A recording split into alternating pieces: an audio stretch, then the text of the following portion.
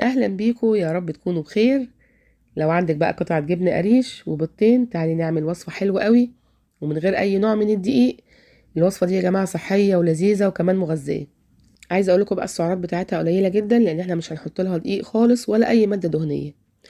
وتنفع قوي للولاد لو تحطها لهم كده في اللانش بوكس وهم رايحين المدرسة، هتمدهم بكل العناصر الغذائية المهمة ليهم.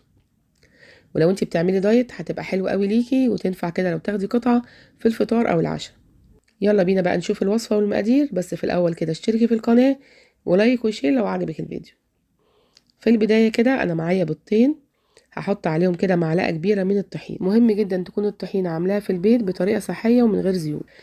وهحط كمان قطعة جبنة قريش كبيرة أو قطعتين صغيرين. أنا كان عندي قطعتين صغيرين حطيتهم بالشكل ده، يعني تقريبا 150 جرام من الجبنة القريش.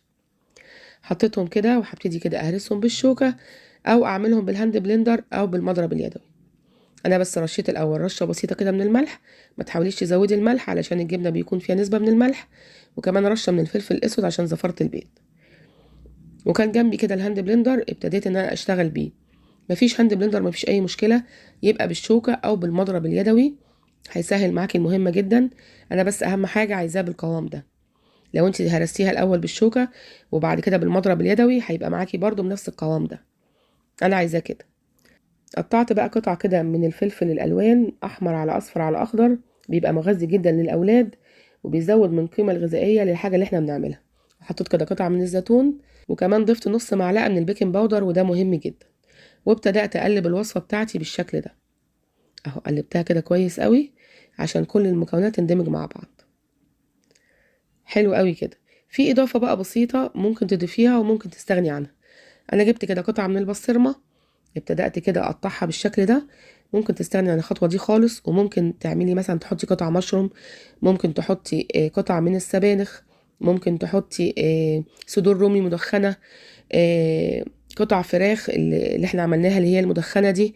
يعني حاجات كتيرة صحية ممكن تحطيها، وممكن تستغني عن الخطوة دي خالص، تبقى بالخضار وبس. وجبت القوالب بقى دي هعمل فيها. ممكن انتي ما تعمليش في قوالب وتعملي في قالب واحد كبير وترجعي تقطعيها. جبت كده رشه من السمسم، انا مدياله تحميصه بسيطه، وحطيته كده لان ده بيبقى مغذي جدا للولاد وبيمدهم بالكالسيوم.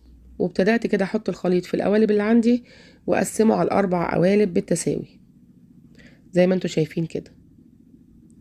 وزي ما قلت لكم لو مفيش القوالب دي مفيش اي مشكله، يبقى قالب واحد كبير كده، او ممكن طاجن بايركس او اي حاجه متوفره عندك وتصب فيها، وبعد كده بنقطعها القطع. حطيت كده طماطم على الوش، وبعد كده حطيت شويه كده من الموتزاريلا. اهو حطيتها كده على الوش.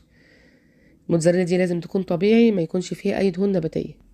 وعلى الوش كده بقى اختياري رشه من السمسم كده، وكمان هحط رشه من حبه البركه، وده اختياري، يعني زي ما يعجبك. عايزه تحطي حطي، مش عايزه تحطي مفيش اي مشكله. وحطيتهم كده في صينيه الومنيوم عشان ادخلهم الفرن. انا مشغله الفرن دلوقتي على درجه حراره 180، بيقعدوا حوالي من تلت ساعه لنص ساعه. شايفين بقى شكلهم في الفرن؟ كل قالب كده ارتفع جدا، بقى عامل زي الكيك بالظبط. هي اخدت حوالي كده نص ساعه في الفرن على درجه حراره 180. شايفه بقى لما طلعت، عايزه اقولك بقى ان ريحتها كانت تحفه.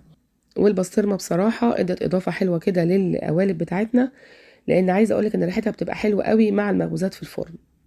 شايفين بقى السعرات بتاعتها قليله جدا، لان احنا ما استخدمناش ولا زبده ولا زيت ولا اي حاجه خالص، وكمان ما استخدمناش اي نوع من الدقيق. شايفين بقى هي سخنه مولعه، بس انا عايزه اوريها لكم. بجد يا جماعه تحفه. ممكن بقى تاخدي واحده كده تحطيها في اللانش بوكس للولاد هم رايحين المدرسه، مغذيه جدا جدا جدا ليهم. ولو انت كمان عامله دايت، ممكن تاخدي واحده كده في الفطار او في العشاء او سناك. بجد يا جماعه تحفه. انا بتمنى تجربوا الوصفه دي، لان الوصفه دي تحفه جدا. انا بس مستنياها تبرد عشان اخد واحده كده واقطعها معاكم واوريها لكم من جوه. بصوا بقى، شايفين بعد ما بردت حلوه جدا اهي. وادي شكلها بقى من جوه، بجد تحفه. وصفه حلوه جدا ومغذيه، وتقدري تعمليها كده في دقايق ومش محتاجه اي حاجه. انا بتمنى تكون وصفتنا النهارده عجبتكم، ولو عجبتكم بقى ما تنسونيش في اللايك والشير والسبسكرايب للقناه. يلا باي باي، سلام.